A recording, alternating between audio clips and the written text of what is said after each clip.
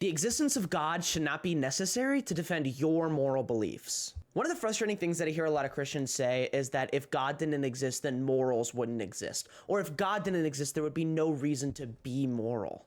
It seems like an important aspect of morality is the guiding decisions or reasons as to why you act in the way that you do.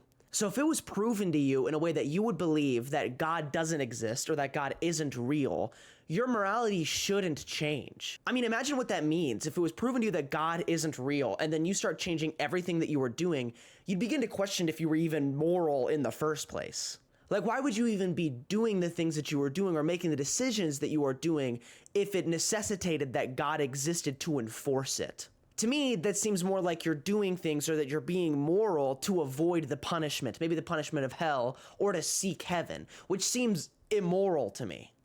So if your moral system is the same, whether God exists or not, there must be some underlying reason as to why you act in a moral way.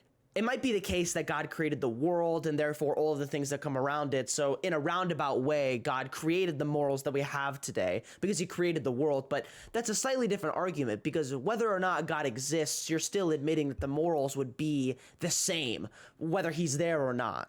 And that's a slightly different phrase than saying that, like, you have to act morally because God exists or because God made it that way. If God didn't exist, you would still be acting, or you should still be acting in the same way that you are right now. It could also be true that God has, like, perfectly written or described the natural morals and laws that we should have, which is, again, like a slightly different argument, but you could be making the case for that as well.